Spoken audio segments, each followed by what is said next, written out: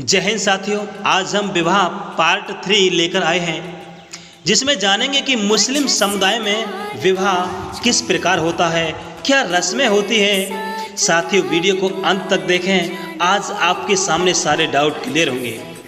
दोस्तों, जिस प्रकार हिंदू विवाह हिंदू धर्म के धार्मिक विचारों पर आधारित है, उसी प्रकार मुस्लिम विवाह भी मुस्लिम धर्म की महान पुस्तक कुरान के नियमों पर आधारित है। मुस्लिम विवाह के बारे में एक बात क्लियर है कि हिंदू विवाह की भांति मुस्लिम समाज में विवाह एक संस्कार के रूप में नहीं माना जाता है, बल्कि सामाजिक समझौते के रूप में माना जाता है, जिसका उद्देश्य यौन आवश्यकताओं की पूर्ति करना और संतान पैदा करना होता है। कुछ विद्वानों ने इस विवाह को परिभाषित भी किया है।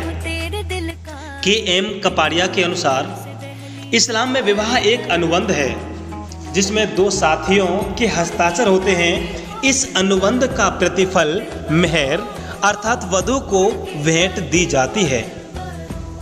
डी.एफ. मुल्ला के अनुसार मुस्लिम विवाह एक विशिष्ट अनुबंध है जिसका उद्देश्य बच्चे पैदा करना एवं उन्हें वैध घोषित करना है। मुस्लिम विवाह में उनकी कुछ शर्तें भी होती हैं, जैसे प्रस्ताव एवं इसकी स्वीकृति।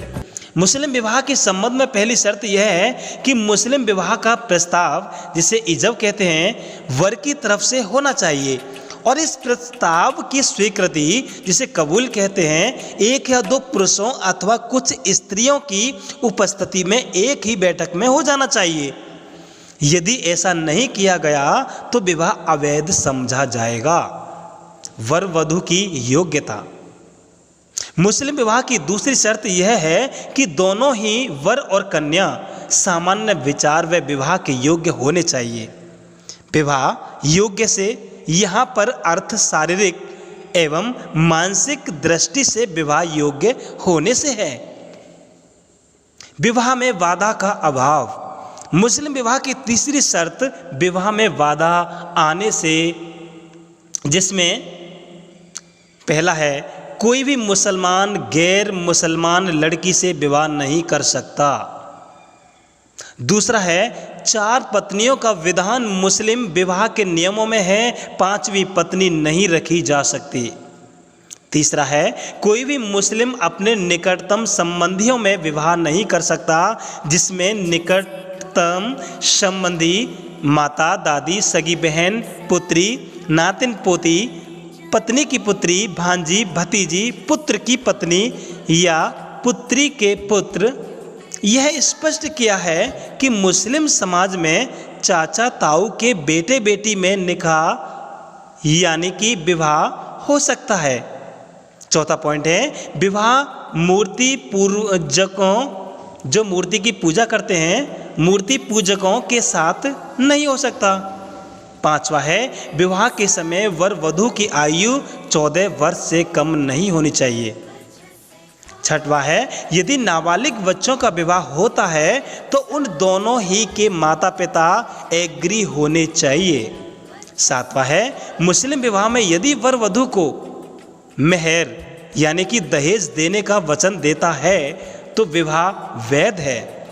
मुस्लिम विवाह में मेहर यानी दहेज का महत्वपूर्ण स्थान है। मेहर का अभिप्राय धनराशि से है जो पति से पत्नी को मिलता है, जिस पर पत्नी का पूर्ण अधिकार होता है। हिंदुओं में वधू पक्ष द्वारा वर पक्ष को दिया जाता है। मुस्लिम में मेहर पति द्वारा पत्नी को दी जाती है। यह पत्नी की व्यक्तिगत संपत्ति मानी जाती है। मेहर के यानी दहेज के 5 प्रकार हैं, जिसमें महरे मुशम्मा, महरे मिसल, महरे मुअज्जल, महरे मुवज्जल, खर्चाए पानदान। अब इनको वारी वारी से समझते हैं, जिसमें पहली है महरे मुशम्मा। यह वह महर है, वह दहेज है जो विवाह के पूर्व,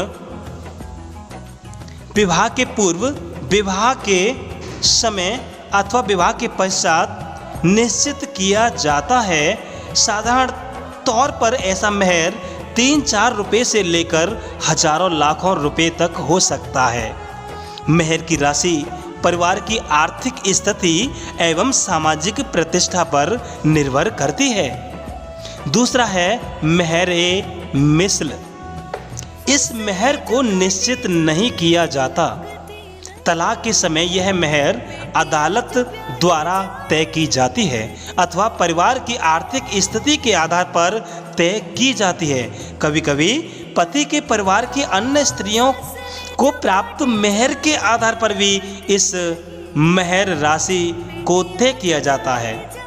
तीसरा है मेहर-ए-मुअज्जल। यह वह मेहर होता है जो विवाह होते ही वर द्वारा वधू को दिया जाता है और यदि पत्नी के मांगने पर पति इस मेहर को नहीं देता तो पत्नी यौन संबंध स्थापित करने से इनकार कर सकती है। चौथा है मेहर-ए-मुवज्जल। यह वह राशि है जो तय तो हो जाती है परंतु जिसका भुगतान स्थगित रखा जाता है और यह विवाह विच्छेद या अन्य किसी अवसर जैसे मृत्यु आदि के समय दिया जाता है। पांचवा है खर्चा-ए-पानदान।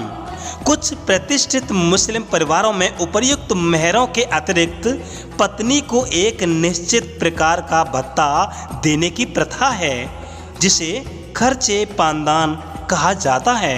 यह पूर्णतः पत्नी का व्यक्तिगत भत्ता होता है। साथियों, मुझे आशा है कि यह वीडियो आपको अच्छी लगी होगी। अगर अच्छी लगी हो तो कमेंट करें, शेयर करें, बेल आइकन दबाएं, चैनल को सब्सक्राइब करें। टीचर सर को दीजिए विदा। फिर मिलते हैं विवाह पार्ट 4 के साथ। तब तक के लिए जय हिंद।